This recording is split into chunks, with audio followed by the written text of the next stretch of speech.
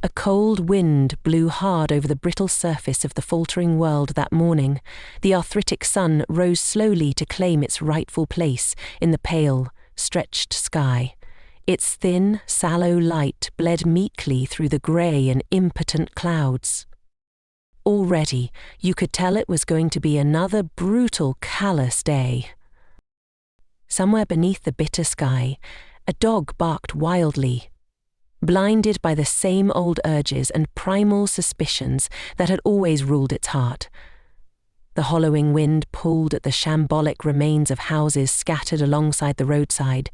It plucked tiles from their rooftops and blew clusters of litter into slow, meandering dances that followed the faces of the crumbling curbs until it was done with them. Swirling newspaper pages and torn food wrappers, rolling empty beer cans and crushed cigarette butts, spent shell casings, all of them moved together in drunken, giddy, brief dalliances. Two figures walked slowly along this broken road. Two men, two thieves. The sound of their boots rang out a tired, if purposeful, tattoo on the cracked surface as they went. They kept on looking dead ahead, bristling with adrenaline and anticipation. They were focused on their destination and the task at hand. "Look," the younger one was saying, carrying his prized rifle out in his hands for all the world to see. "We're done talking about this. The plan is simple for a reason. It's staying that way." "Sure." The older one kept a cigarette held between his cracked lips. "Simple." The older thief, for his sins, tried to leave his pistol sitting in its holster until he absolutely needed it.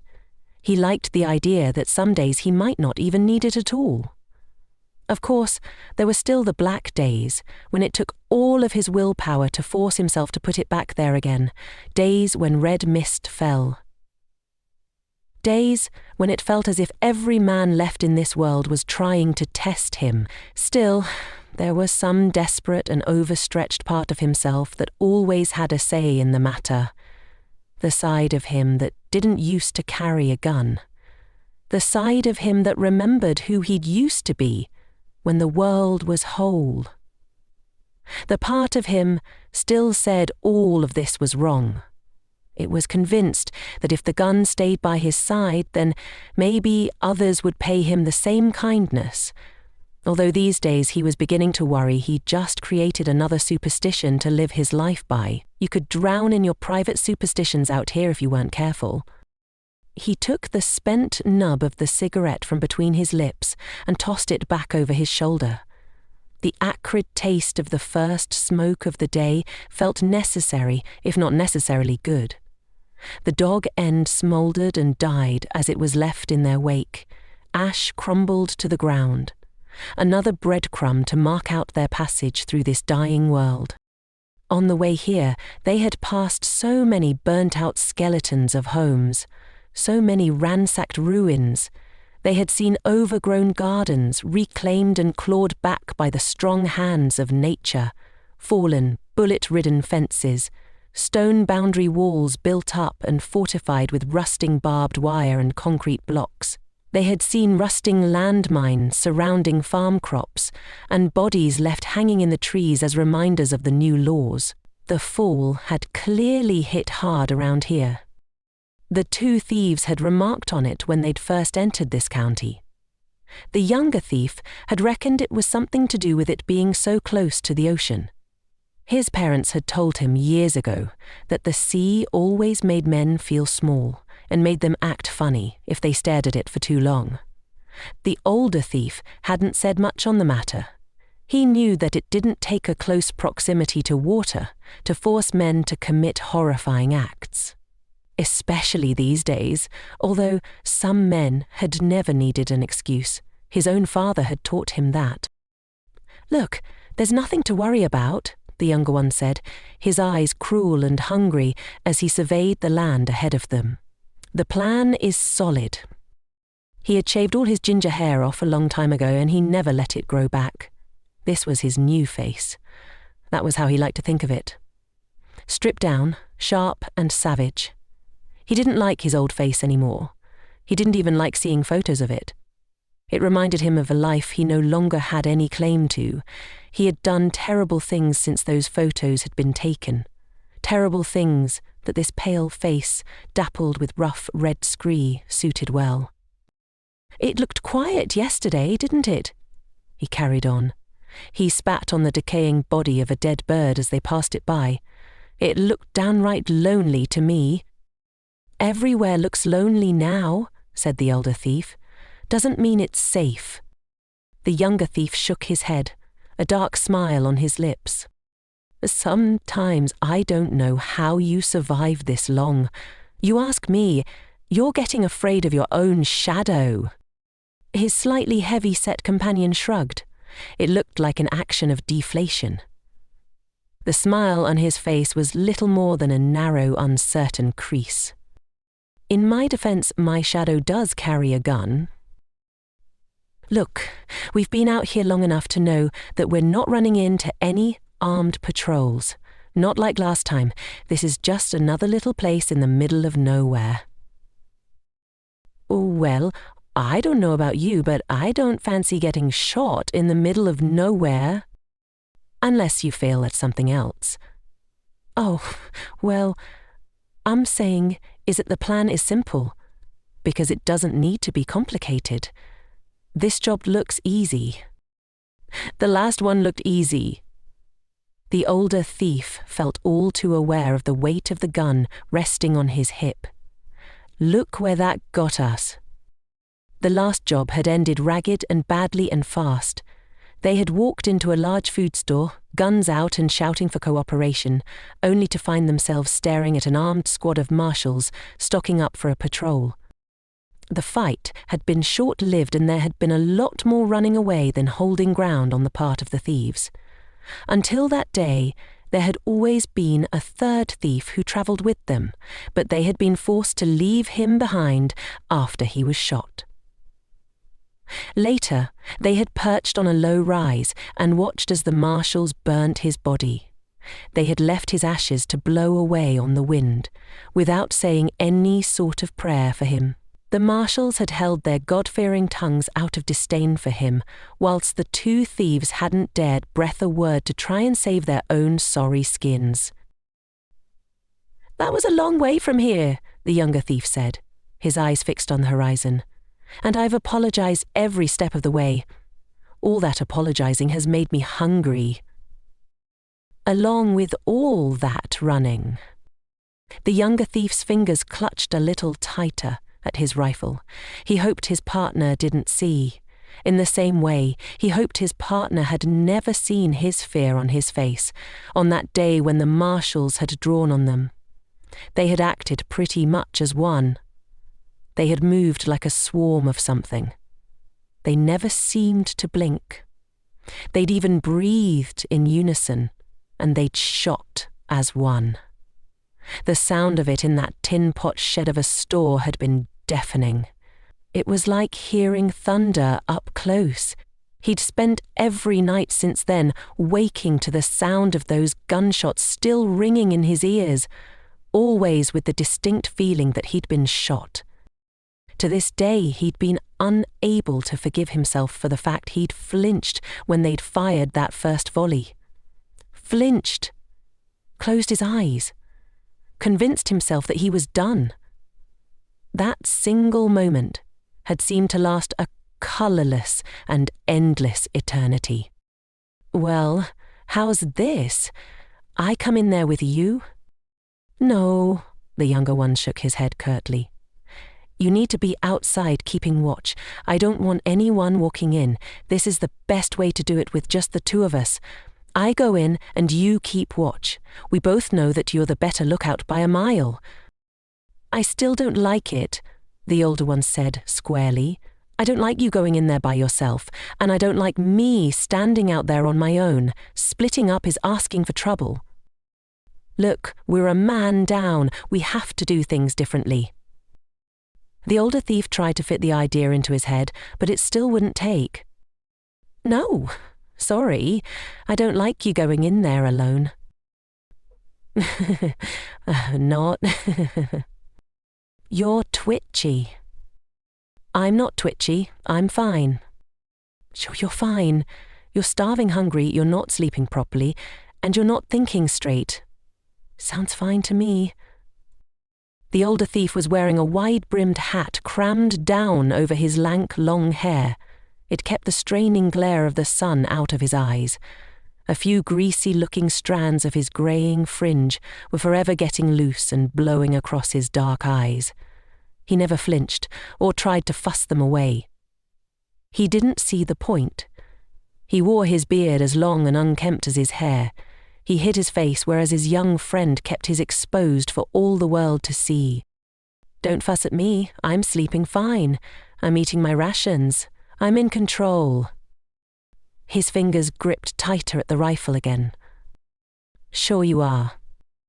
His older partner didn't even try to sound convinced.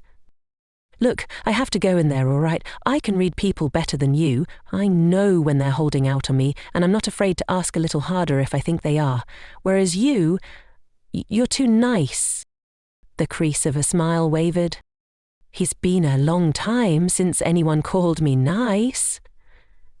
His voice faltered, unsure whether it was a compliment or an insult. Even with all the debating, they never stopped walking. The pull of the hunger was too strong in both of them now. Their boots crunched over the dead ground as they walked on, closer and closer to that small shop and the vague hope of finding real food.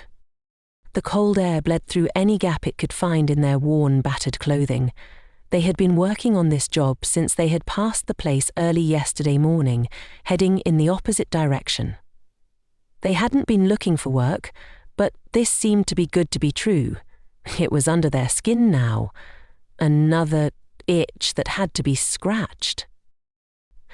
You'd go in there and feel bad for them, the younger thief pointed out. You'd take pity on them and leave them with something. And what's wrong with that? Everything. His eyes burned.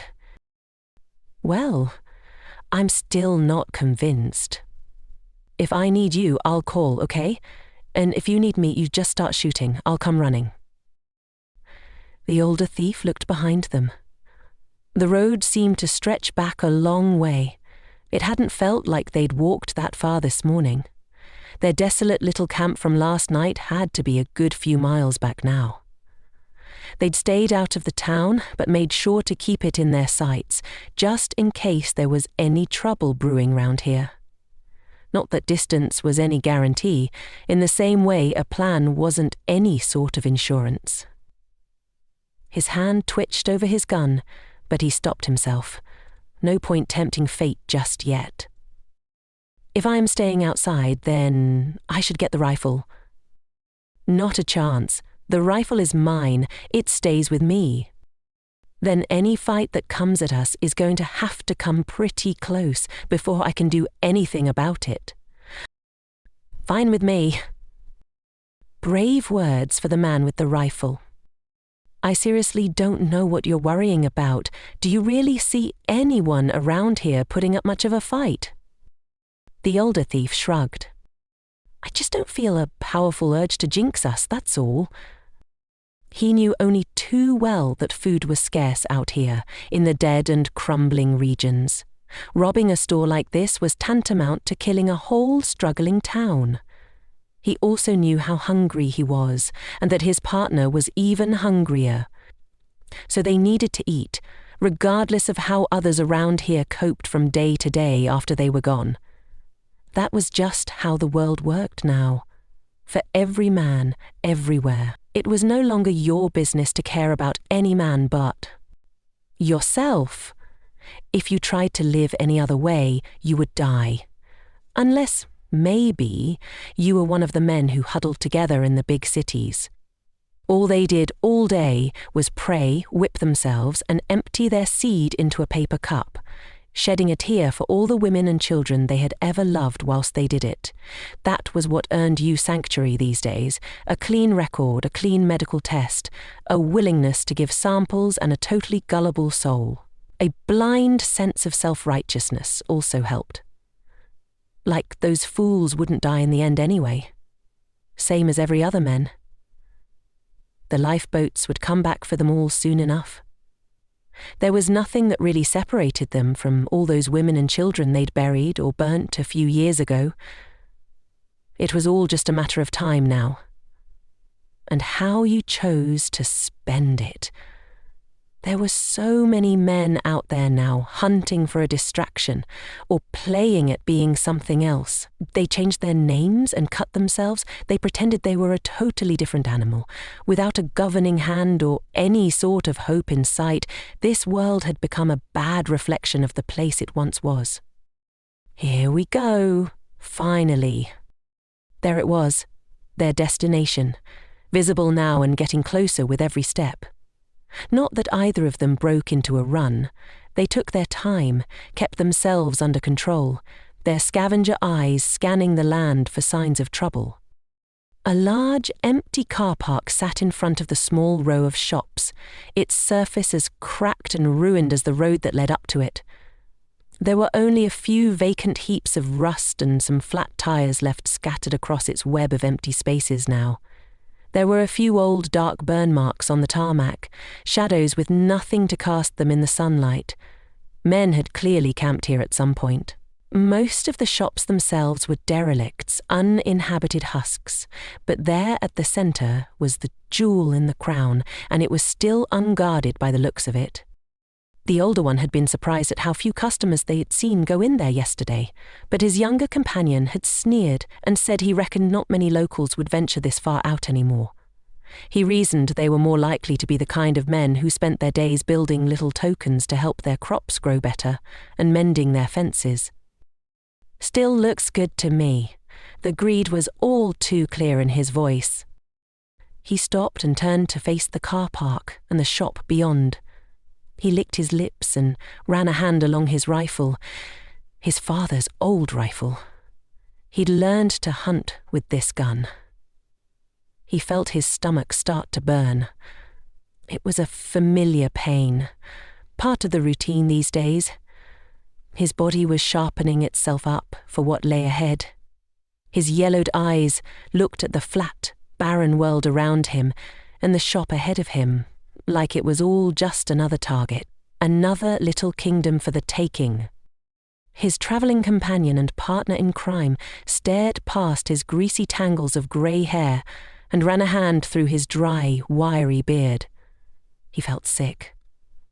He always did just before he robbed a place. Maybe it was because he could always find some trace evidence of his old life in these moments. The battered, faded sales signs in the window, the open sign on the door, the posters advertising new movies for rent, adverts for fireworks, discount alcohol and lottery tickets. Sometimes you'd walk through a door like that, with a gun in your hand, and a little bell would ring over your head. It would make you stop for a moment. It was such a simple little sound, but it was ghostly now. It was haunted. A shiver would run down your spine when you heard it. Only that bell no longer summoned a smiling face to greet or serve you. No, now it brought covering fire, pleas for mercy, and occasional bloodshed. He still couldn't work out why some men felt driven to keep these places open, stocking them with whatever they could. It couldn't just be about making money or building any sort of an empire anymore. Maybe it was more about helping the community, or maybe it was simply yet another way to occupy themselves and pass the time. Or maybe it was some lingering form of duty, muscle memory of a former life, something they had always done, a reason to get out of bed in the morning. There was a lot of that delusion going around. A couple of weeks back, the two thieves had walked along a deserted stretch of motorway. It had been a risk, but they wanted to travel quickly. Motorways weren't always easy to negotiate now. It wasn't just the case of all the abandoned cars and dead bodies. There was always the chance of running into someone far worse than yourself. Still, they were quicker than cutting through smaller towns, near patrols of marshals and local militia. It was down this particular stretch of 4-lane road that they had passed a guy washing abandoned cars. There was no real reason for him to be there. It was just how he chose to spend his days. They had seen men pursue stranger options after all. Although there was something tragic about that man, with his bucket of murky water and mouldering sponge, the dim smile of satisfaction on his bruised and haggard face, one hand little more than a stump. He walked badly, dragging an infected leg behind him. He only had one working eye, but the other hadn't been removed. It was still there, hanging loose against his cheek. Not that it seemed to bother him. Probably the work of raiders. For all the pain he must have felt, he kept on cleaning those broken down and abandoned cars, always smiling to himself. It was a toothless, vacant smile of childish bliss. The older thief had watched him and wondered if it would be easier to just let go like that. Let the madness in. His travelling companion had felt differently. He had shot the fool in the head and taken what he could use from his cart, which hadn't been a lot. Survival had never been a pretty word, but the world had changed it into something else now. Something fouler, something more incendiary. It could spark flames any second now. Survival was a far more dangerous word than it used to be. Men held it too close to their hearts. It was a motto, a creed, an alibi, maybe even a religion of sorts. Survival was spelt with a lot more blood than it used to be, and the older thief was certain the nature of it had changed. It was no longer the survival of the fittest. No, now it was the survival of the keenest. "We're vultures," he said, the thought slipping past his tired defences. The younger one turned his head and smiled like he'd just gotten some joke he'd heard years ago. "Careful, there's a dirty word around here." The wind whipped at them. The older one could feel his heart starting to race, his blood pumping harder. He could taste the sharp metal tang of adrenaline rising at the back of his throat. He looked at the hungry face of his partner. Any job before now, and the boy would never have offered to go in there alone. Back then, of course, they'd had a third man with them. A good, steadying influence on the boy. A big man with a slow, strong way of speaking. He never panicked. He never looked worried. He rarely even raised an eyebrow. He looked over the devastation and always saw some new way for them to survive. He had been as steady as a rock, right up until the moment those marshals had blown his knee apart with a shotgun. The older thief felt a straying hand brush against the pistol hanging at his hip. He could feel himself trying to push away from the world, trying to step clear of his skin until this was done. He was never truly in control of himself once the gun was drawn. His partner read the action and nodded curtly. He started to head for the shop, marching across the deserted car park. The older thief stood and watched him go for a few steps before he walked towards the remains of the low wall that ran along the end of the car park. He planted himself behind it. He spat on the dead grass and pulled his hat a little lower so the brim was nearly over his eyes. At times like this, his old life would always bleed through, whether he wanted it to or not. He couldn't stop the ghost of his wife singing softly in his ear, as subtle as a regrettable thought. It wasn't what he needed to hear right now, but she would always turn up. She used to sing to herself when she cooked, but she would always stop if he walked in. If he ever heard her start, he would stand in their small dining room and listen for a while, smiling to himself. He tried to distract himself from the ghost of her breathing down his neck. He listened to the footfalls of his partner as he strode over to the little shop instead. He counted them as he went. 21, 22, 23. He wasn't rushing. Maybe that was a good sign. He fought to control the hunger in his stomach as he listened. He had seen so many good men fall to the hunger over these past 10 years. He had seen them run into fires to raid the flames for something to eat, something to drink. He had seen men burn a friend's corpse only for the smell to grow too much for them to bear. This felt no different. They were just running into their own kind of fire, picking at a different kind of corpse. His hand strayed to his hip again as he surveyed the desolate road and the shells of the buildings around him. No sign of movement. The boots of his partner kept ringing out off the cracked tarmac of the car park. He kept counting them. 35, 36, 37. Not a long way to run if there was any kind of trouble. He hated to admit it, but he did like the way the boy carried the rifle out in front of him at all times. There was no pretense to the action. It was a clear and simple declaration of intent. I am armed and I am ready. It was a rare thing these days. A lot of men hid their weapons, old and the young alike. The lifeboats had changed them.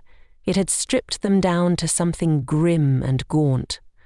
The barest minimums required of humanity. Their bodies and their souls had become something to hang their clothes on in the mornings. He checked the road in both directions. Nothing stirred. Smoke rose from a chimney stack back in town, but that was about it. He pulled a pack of battered gum out of his pocket and crammed a slab of it between his jaws. He started working on it.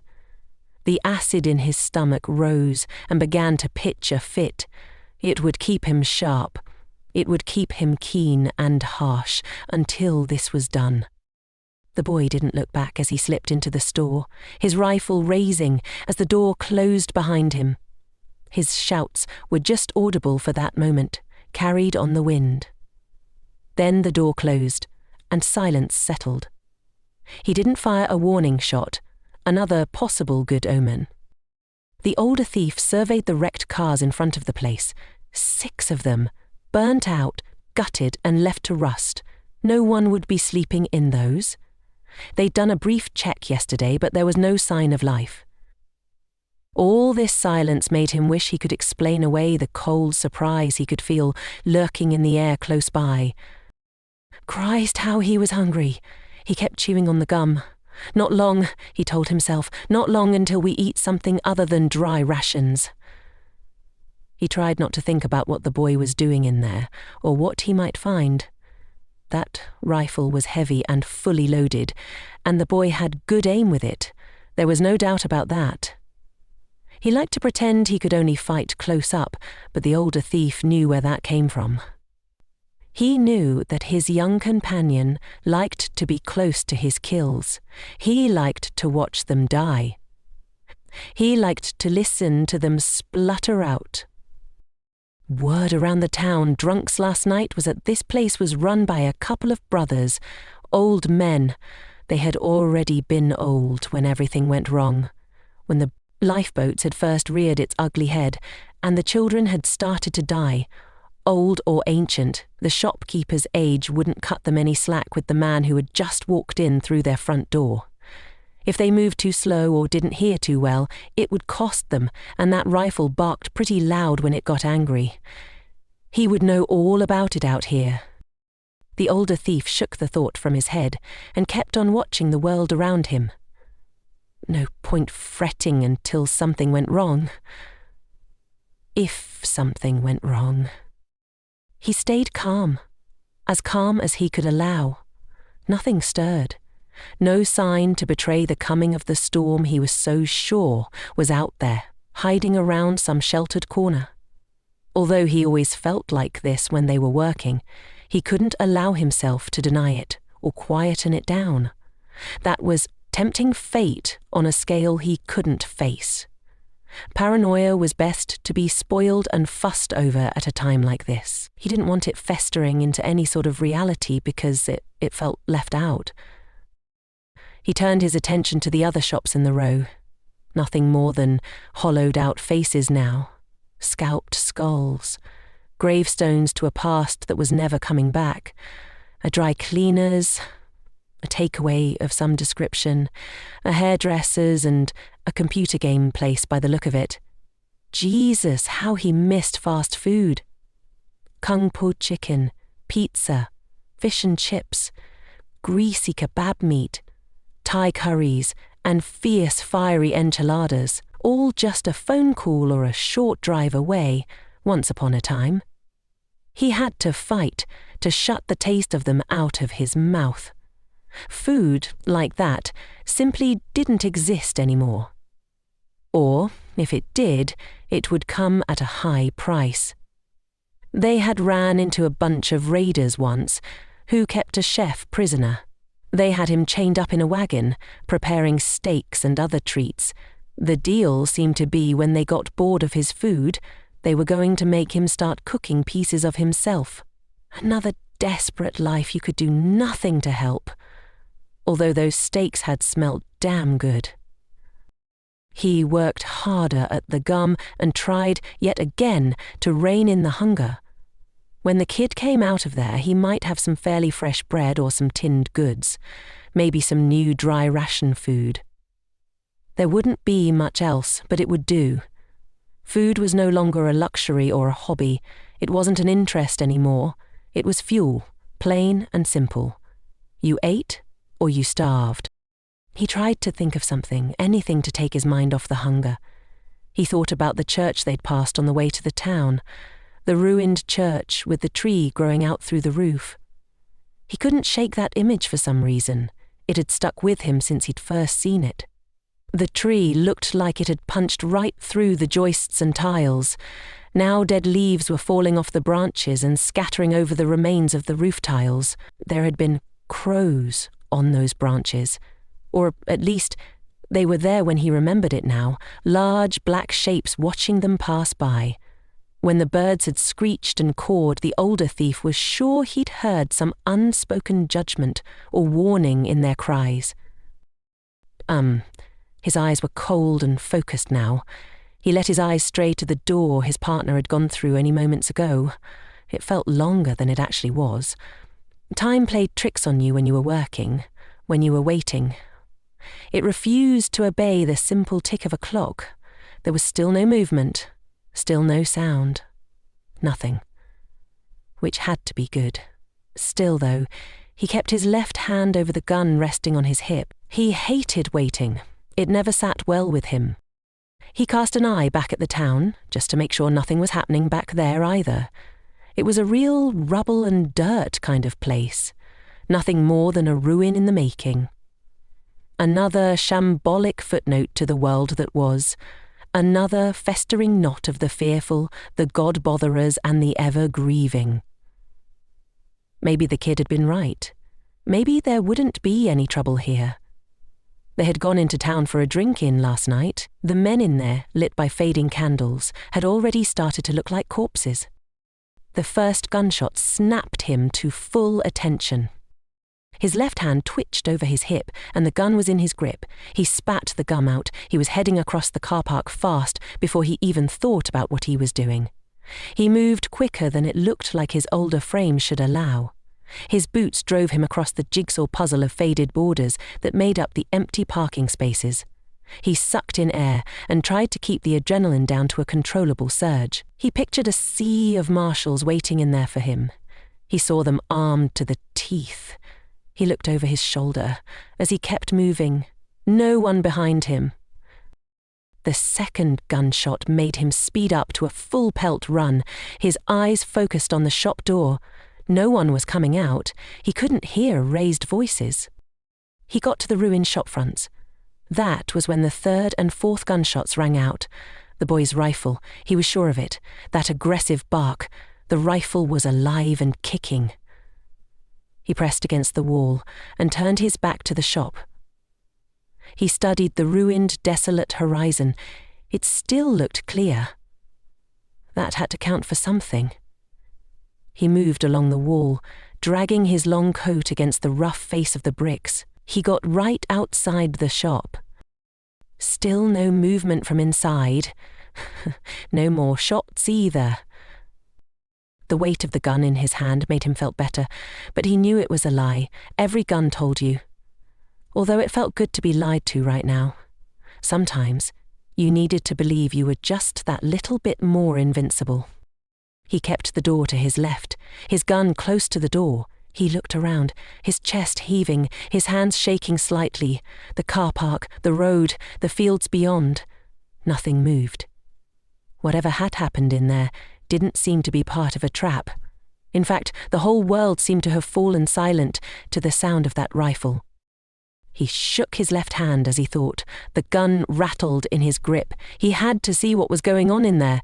There was no other choice. He leant round fast, not giving himself time to think. His heart was beating fast and hard, as if to prove it wasn't ready to stop yet. He peered through the cracked glass, past the fractured reflection of his own tired face. He could just see the dim outline of shelves and a skeleton crew of boxes and tins. Nothing else. No signs of life. He needed a better line of sight. He needed to cause some alarm. He pulled back against the wall, took a breath, and held the gun up at the glass. He pulled the trigger. A crack of thunder filled his head and his hands. The bitter crisp shatter of the glass sounded a million miles away. He waited, his ears ringing. He checked around him again. Still nothing. Good. "You, in there?" he yelled, through the broken glass, taking another fast look. He could see through the dust kicked up by the shot. There was no movement in there, no sound. Every nerve in his body was telling him to run, but he fought it all down, like stamping out fires. He was hungry, and sometimes the hunger had to win out if you were going to survive. He gritted his teeth. Living alone out here was no way to live anyway. I know you didn't call me, but I heard shots." "Silence," he cursed under his breath. "I'm coming in." He spun, grabbed the door handle with his free hand and went in at a stumbling gait. Grace had never been his strong suit. He had stepped on his bride's feet 3 times during their wedding day. That's how graceful he was under pressure. The shop was small and dark. It was also damn near empty. Gun smoke hung heavy in the air. A few museum-piece tins and boxes sat on shelves, like the last children waiting to be collected from school. You could smell the age and the neglect in here. You could feel it, bristling against your skin. At his feet, the older thief found a thin, stretched puddle of blood. His eyes reluctantly followed it to the counter. The boy was dead, slumped on the ground at an awkward angle, the rifle still clutched in his hands, blood trailing from his lips. His pale eyes were frozen, wide open. The remaining thief stepped towards him, keeping a watchful eye on the counter. No movement there, just a deep, hard spray of blood covering the wall behind it. A couple of holes shot deep into the aging plaster. It looked like both had hit home, driving through meat and bone before planting themselves into the wall. The boy had done well. A thief took a glance over the counter at the 2 bodies. Both very old men. Older than you normally saw around these days. "Only know the God. Only know the God." He spat on them for their sins and tucked his gun back in its holster. There was no threat here anymore. His partner had seen to that with his dying breath and a strong aim. There was nothing but corpses behind the counter now. The bullets had turned them into fresh produce for the right kind of desperate monster, who would soon come calling. There were plenty of those around now. Another breed of vulture, although still not the one that most men feared. The thief left them lying there and turned to his fallen partner. He squatted next to the dead boy, looking briefly over the dirt and blood-covered floor. "I told you the plan wouldn't work with 2, he said in a low voice. He immediately regretted the rebuke, another graceless moment. He bowed his aching head, the adrenaline draining away and leaving a hangover of sorts in its place. The boy had 2 holes in him, wild shots. One had struck lucky. He wouldn't have felt much. It was a hollow consolation. I shouldn't have let you come in here alone. This is my fault. He took the dusty old hat off his old head and let his long, grey mop of hair fall loose over his face. He sat it on a shelf and closed his own eyes for a moment. He muttered something appropriate, if a little stale, and then opened his eyes again. He made the gesture of the cross with his gun hand before pulling the rifle out of the dead boy's grip. He'd forgotten how weighty the damn thing was. He rested it against a nearby shelf and stood up off his haunches with a groan. He cast an eye over the almost bare shop. 3 dead for this. It didn't seem right. Still, no point wasting it, he figured, explaining his thinking to the dead. He'd have to watch that now he was alone. He took the canvas bag off his partner's unresisting shoulder and flipped it open. He loaded it with as many cans as he could, not checking to see what they were. The cold cut to his bones as he worked. There were ghosts already brewing in this room. He could feel them shifting into being. He could feel them watching him closely. "A man has to eat," he said to no one in particular. As he kept loading the bag, he noticed a tin of fuel behind the counter. "I'll finish this up," he thought, "then I'll burn this place to the ground." He kept working. He kept filling the bag. He could easily sell what he didn't need, and one mouth was going to be easier and cheaper to feed than 2. A silver lining, no matter how thin it was. When the bag was nearly full, he dropped a tin. It rolled. Away from him. The man stopped, breathless, overridden with greed. He watched it lumber underneath a stack of shelves. You could hear the food sloshing around inside it. He looked at the door. The faded posters over the walls promised foods he hadn't eaten in years. This place felt like a tomb now. He was grave robbing. He looked down at the bag and felt his stomach churn. "Run," it told him. "You don't need that one tin. Let it go." Only he couldn't. His friend had died to get him in here. Leaving this one tin behind felt like blasphemy. So he ignored the fear and the chill warnings rushing through his head. Slowly, he laid the bag down and walked over to the set of shelves it had rolled under. He tried not to think about how long he'd been in here. He tried not to think about how long this was taking. He squatted down and reached under the bottom shelf, trying to force his arm to grow as narrow as it could. He felt years of cobwebs reluctantly give as he pushed deeper into the darkness. A childhood fear of the unseen prickled at the back of his neck, but he ignored it. He would burn all these shadows away soon enough. His fingertips gently kissed at the round edge of the tin, and he grinned. "Gotcha!" He made a grab for it, but ended up pushing it a little further out of his own reach. "Son of a bitch!" He punched the floor and cursed. His hand stung from the impact. His shoulder was starting to burn. He squatted lower, tried reaching further. A man had died for this tin. As petty as it sounded, that gave the thief license to take it, along with everything else he could carry, before he burned this tomb to the ground. Let those 2 fat twins become ghosts. Let them wander the earth unwanted and forgotten. Let them be left behind. He would only speak words for his partner, his friend, maybe his last friend.